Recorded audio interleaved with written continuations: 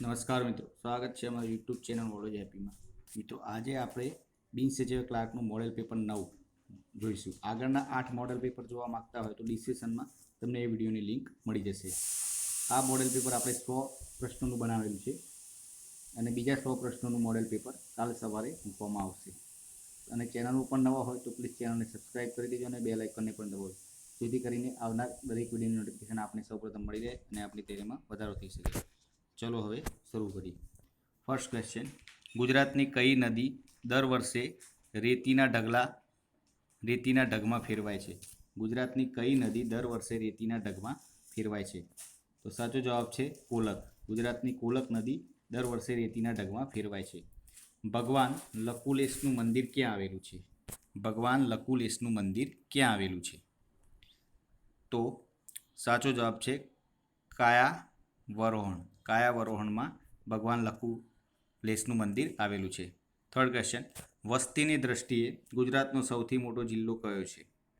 તો વસ્તીની દ્રષ્ટિએ ગુજરાતનો સૌથી મોટો જિલ્લો અમદાવાદ જિલ્લો છે. કયા રાજ્યમાં તાલુકા પંચાયતમાં 2 સભ્યો નિમાય છે?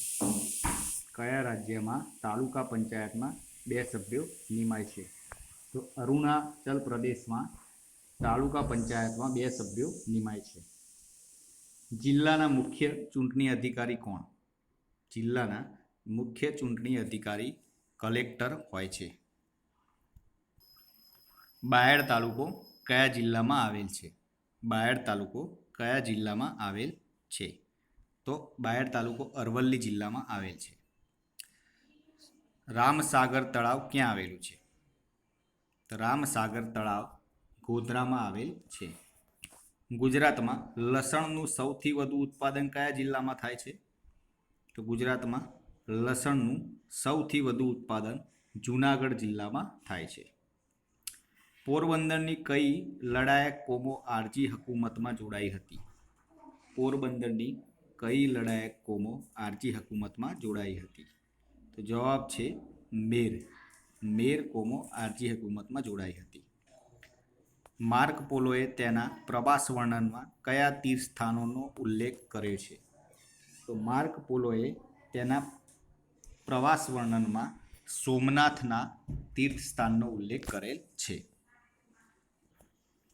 ગુજરાતમાં ચાવડા વંશનો સમયગાળો કયો ગણાય છે?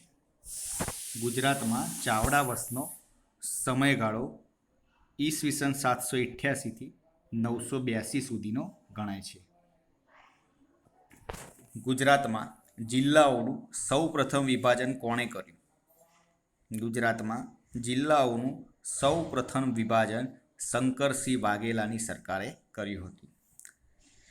પ્રજ્ઞાચક્ષુ પ્રકાંડ પંડિત કોણ ગણાય છે? પ્રજ્ઞાચક્ષુ પ્રકાંડ પંડિત કોણ ગણાય છે? તો પ્રજ્ઞાચક્ષુ પ્રકાંડ પંડિત પંડિત સુખાલાલજી ગણાય છે. બીજા ક્રમાંકનું સર્વોચ્ચ વીરતા પુરસ્કાર કયો છે? તો બીજા ક્રમાંકનો સર્વોચ્ચ વીરતા પુરસ્કાર મહાવીર ચક્ર છે.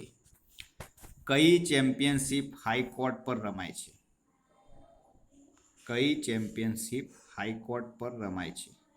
તો એ અને બી સાચો જવાબ છે. ઓસ્ટ્રેલિયન ઓપન અને યુએસ ઓપન આ બંને હાઈકોર્ટ પર રમાય છે. આંતરરાજ્ય પરિષદની રચના કોણ કરે છે? આંતરરાજ્ય પરિષદની રચના સંસદ કરે છે. ભારતમાં પંચાયતી રાજના પ્રણેતા તરીકે કોણ ઓળખાય છે? તો ભારતમાં પંચાયતી રાજના પ્રણેતા તરીકે બળવંતરાય મહેતા ઓળખાય છે. જોડકું જોડવાનું છે. જોડકા આપેલા છે, તમે જોઈ શકો છો. ગુજરાતનો વિસ્તારની દ્રષ્ટિએ સૌથી મોટો જિલ્લો સામે વડનગર છે. ગુજરાતનો સૌથી એટલે ટૂંકમાં ઓપ્શન આપેલા છે, એમાંથી તમારે જોઈને જોડકું જોડવાનું છે. તો જોઈ જુઓ, સાચો જવાબ આવે છે મિત્રો સી નંબરનો ઓપ્શન, એટલે કે આ ઓપ્શન. બીજામાં ત્રીજું એટલે કે ગુજરાતનું સૌથી લાંબુ રેલવે પ્લેટફોર્મ અમદાવાદ. પછી તમે જોઈ લેજો તો એ પ્રમાણે થાય છે. આગળ નેક્સ્ટ પણ જોડકા જોડવાના છે. વડાપ્રધાન બનનાર પ્રથમ ગુજરાતના કોણ છે? પંચાયતી રાજના પ્રણેતા કોણ, ગ્રંથાલય પ્રવૃત્તિના પ્રણેતા કોણ અને પ્રથમ અનાથ આશ્રમના સ્થાપક કોણ? તો મિત્રો સાચો જવાબ આવે છે એ નંબરનો ઓપ્શન, એટલે કે ગ્રંથાલય પ્રવૃત્તિના પ્રણેતા કોણ ગણાય? એટલે કે વડાપ્રધાન બનનાર પ્રથમ ગુજરાતના મોરારજી દેસાઈ, પંચાયતી રાજના પ્રણેતા બળવંતરાય મહેતા. ટૂંકમાં એ નંબરનો ઓપ્શન એ સાચો જવાબ છે. નેક્સ્ટ, ફરીથી જોડકા જોડો. જિલ્લો આપેલો છે અને એનું મુખ્ય મથક કયું? જેમ કે દેવભૂમિ દ્વારકા, તેનું મુખ્ય મથક કયું? ડાંગનું કયું, ગીર સોમનાથનું કયું અને ખેડાનું કયું? તો સાચો જવાબ આવે છે મિત્રો સી નંબરનો ઓપ્શન, એટલે કે દેવભૂમિ દ્વારકાનું મુખ્ય મથક ખંભાળિયા, ડાંગનું આહવા, ગીર સોમનાથનું વેરાવળ અને ખેડાનું નડિયાદ. તો સાચો જવાબ છે સી નંબરનો ઓપ્શન. નેક્સ્ટ, આગળ પણ જોડકા જોડો. અભયારણ્ય આપેલા છે, સામે જિલ્લો આપેલો છે. જેસોર અભયારણ્ય ક્યાં આવેલ છે? રતનમહાલ રીંછ અભયારણ્ય ક્યાં આવેલ છે? ખીજડીયા પક્ષી અભયારણ્ય, થોળ પક્ષી અભયારણ્ય. તો જેસોર રીંછ અભયારણ્ય સાચો ઓપ્શન છે એ નંબરનો ઓપ્શન, એટલે કે જેસોર રીંછ અભયારણ્ય બનાસકાંઠામાં, રતનમહાલ રીંછ અભયારણ્ય એ દાહોદમાં. એટલે કે ટૂંકમાં આ ચારેય ઓપ્શન જે છે એ સામે જે આપેલા છે એ બરાબર આપેલા છે, સાચા છે. તો એ નંબરનો ઓપ્શન એ સાચો જવાબ થાય છે. નેક્સ્ટ, આગળ પણ જોડકા જોડો. મહેલ આપેલો છે, સામે સ્થળ આપેલું છે. આયના મહેલ, અગર પેલેસ, ચાંદા સૂરજ મહેલ અને વિજય પેલેસ.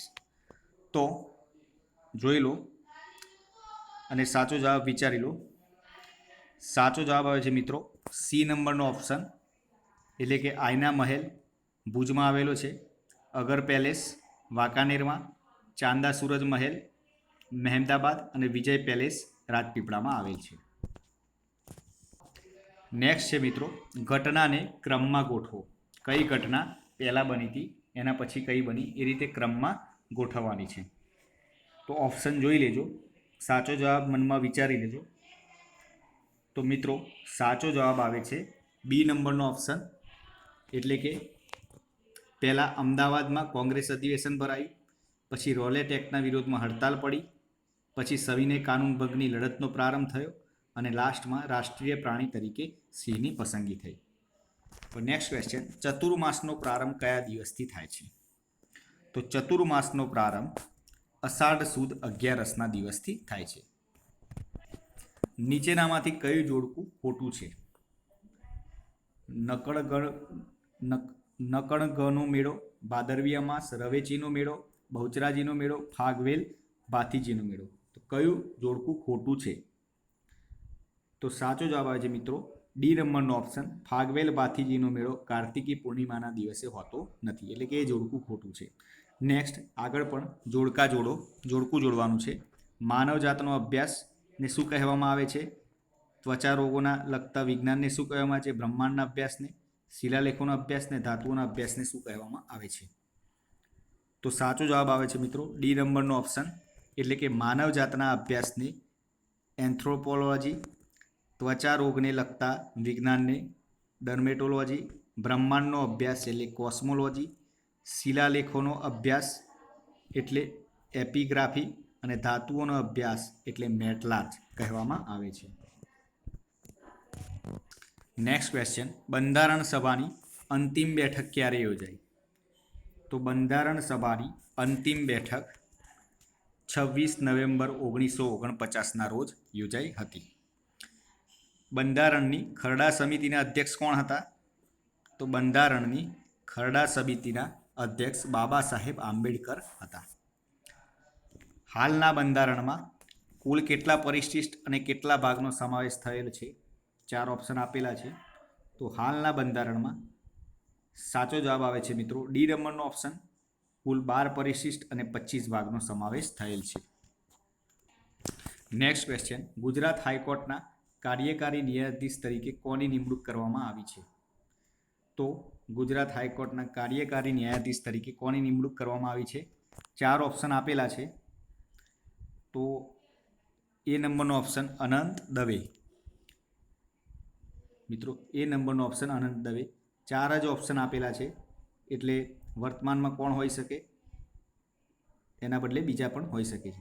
બંધારણના કયા અનુચ્છેદમાં કાર્યકારી મુખ્ય ન્યાયાધીશની નિમણૂકનો ઉલ્લેખ છે? કયા અનુચ્છેદમાં કાર્યકારી મુખ્ય ન્યાયાધીશની નિમણૂકનો ઉલ્લેખ છે? તો સાચો જવાબ છે બી નંબરનો ઓપ્શન અનુચ્છેદ 223માં. નેક્સ્ટ છે ફરીથી જોડકા જોડો. ભારતમાં પ્રથમ અને મહિલા અશોક ચક્ર મેળવનાર પ્રથમ મહિલા મેયર.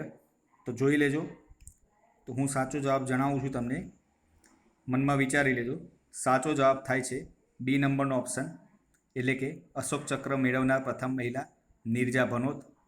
પ્રથમ મહિલા મેયર નીતા અંબાણી. દક્ષિણ ધ્રુવ પર પહોંચનાર પ્રથમ મહિલા રીના કૌશલ. અને આંતરરાષ્ટ્રીય ઓલિમ્પિક સમિતિની સદસ્ય બનનાર પ્રથમ મહિલા તારા ચેરિયન. નેક્સ્ટ આગળ પણ જોડકા જોડો. પ્રમુખ ચિહ્ન અને પ્રતીક આપવામાં આવેલા છે. તો લાલ ધ્વજ, કાળો ધ્વજ, પીળો ધ્વજ અને સફેદ ધ્વજ શાના પ્રતીક છે એની વાત કરવામાં આવેલી છે. તો સાચો જવાબ થાય છે સી નંબરનો ઓપ્શન, એટલે કે લાલ ધ્વજ જે છે તે વિરોધનું પ્રતીક છે, કાળો ધ્વજ છે જે ક્રાંતિનું પ્રતીક છે, પીળો ધ્વજ છે એમ્બ્યુલન્સ પર લગાવેલ, અને સફેદ ધ્વજ છે જે રાષ્ટ્રીય શોકનું પ્રતીક દર્શાવે છે. નેક્સ્ટ આગળ ફરીથી જોડકા જોડો. દેશ આપેલા છે, સામે રાષ્ટ્રીય પશુ આપેલા છે. ભારતનું કયું, જાપાન, ઇંગ્લેન્ડ ને ઓસ્ટ્રેલિયાનું. તો જોઈ શકો છો સાચો જવાબ આવે છે મિત્રો બી નંબરનો ઓપ્શન, એટલે કે ભારતનું રાષ્ટ્રીય પશુ વાઘ, જાપાનનું રોબિન રેડબ્રેસ્ટ, ઇંગ્લેન્ડનું આઇબિસ અને ઓસ્ટ્રેલિયાનું કાંગારૂ. આગળનો ક્વેશ્ચન, હથકથ સંસ્થા કોની સાથે સંબંધિત છે? તો હથકથ સંસ્થા સાચો જવાબ છે એ ઓપ્શન, વેપાર સાથે સંબંધિત છે. ગોવા મુક્તિ દિવસ ક્યારે ઉજવવામાં આવે છે? તો ગોવા મુક્તિ દિવસ સાચો જવાબ છે સી નંબરનો ઓપ્શન, 9 ડિસેમ્બરના રોજ ઉજવવામાં આવે છે. ઢાઈ દિન કા ઝોપડા મસ્જિદ ક્યાં આવેલી છે? તો ઢાઈ દિન કા ઝોપડા મસ્જિદ અલવરમાં આવેલી છે. નેક્સ્ટ ક્વેશ્ચન, નીચેનામાંથી શેનો સમાવેશ વિશ્વ વિરાસત સ્થળમાં થતો નથી?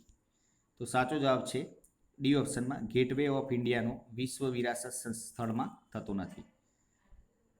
39મો ક્વેશ્ચન, કયા અંગ્રેજ કવિએ ગીતાંજલિનો અંગ્રેજીમાં અનુવાદ કર્યો? તો કયા અંગ્રેજ કવિએ ગીતાંજલિનો અંગ્રેજીમાં અનુવાદ કર્યો? તો લિયોનિદ હર્ક્વિજ ચીટ્સે ગીતાંજલિનો અંગ્રેજીમાં અનુવાદ કર્યો, એટલે કે એ ઓપ્શન સાચો જવાબ છે. 40મો ક્વેશ્ચન, ડોલોમાઇટના ઉત્પાદનમાં ગુજરાતનું સ્થાન કયું છે? તો ડોલોમાઇટના ઉત્પાદનમાં ગુજરાતનું 3ય નંબરનું સ્થાન છે. નવલખી વાવ કયા જિલ્લામાં આવેલી છે? તો નવલખી વાવ વડોદરા જિલ્લામાં આવેલી છે. નેક્સ્ટ આગળ ફરીથી જોડકા જોડો. વાવ આપેલી છે અને સામે સ્થળ આપેલા છે. તો વિચારી લો મનમાં. સાચો જવાબ આવે છે ડી નંબરનો ઓપ્શન, એટલે કે દુધિયા વાવ ભદ્રેસરમાં આવેલી છે, વડવાળી વાવ ખંભાતમાં આવેલી છે, ભમરીયો કૂવો મહેમદાબાદમાં અને નરસિંહ મહેતાની વાવ વડનગરમાં આવેલ છે. નેક્સ્ટ ક્વેશ્ચન, ICDS યોજના શેની સાથે સંકળાયેલી છે? ICDS યોજના સાચો જવાબ છે બી નંબરનો ઓપ્શન, બાળ વિકાસ સાથે સંકળાયેલી છે. અંદાજપત્ર સમયસર તૈયાર કરવાની જવાબદારી કોની છે? તો અંદાજપત્ર સમયસર તૈયાર કરવાની જવાબદારી સરપંચની હોય છે. ગાંધીજીને રેટિયાની ભેટ કોણે આપી હતી? તો ગાંધીજીને રેટિયાની ભેટ ભરૂચની ગંગાબાઈએ આપી હતી. નેક્સ્ટ ક્વેશ્ચન, રાવ ખેગારજી પ્રથમે ભુજ શહેરની સ્થાપના ક્યારે કરી? તો રાવ ખેગારજી પ્રથમે ભુજ શહેરની સ્થાપના ઈસવીસન 1605માં કરી, એટલે કે સી ઓપ્શન સાચો જવાબ છે. 47મો ક્વેશ્ચન, સિદ્ધરાજને અવંતીનાથ તરીકે કેમ ઓળખવામાં આવે છે? તો સિદ્ધરાજને અવંતીનાથ તરીકે કેમ ઓળખવામાં આવે છે? તો સાચો જવાબ છે તેણે માળવા પર વિજય મેળવ્યો હતો એના માટે અવંતીનાથ તરીકે ઓળખવામાં આવે છે. ગુજરાત રાજ્યની વિધાનસભાની પ્રથમ બેઠક ક્યારે? તો ગુજરાત રાજ્યની વિધાનસભાની પ્રથમ બેઠક 8 ઓગસ્ટ 1960ના રોજ. રાજ્યસભાના કેટલા સભ્યો દર 2 વર્ષે નિવૃત્ત થાય છે? તો રાજ્યસભાના કેટલા સભ્યો દર 2 વર્ષે નિવૃત્ત થાય છે? તો 1/3 સભ્યો દર 2 વર્ષે નિવૃત્ત થાય છે, એટલે કે બી ઓપ્શન સાચો જવાબ છે. બંધારણમાં વૈ સમિતિમાં કોનો સમાવેશ થતો નથી? તો બંધારણમાં વૈ સમિતિમાં સાચો જવાબ છે ડી નંબરનો ઓપ્શન મોતીલાલ નહેરુનો સમાવેશ થતો નથી. તો મિત્રો આપણે 100 ક્વેશ્ચન આજે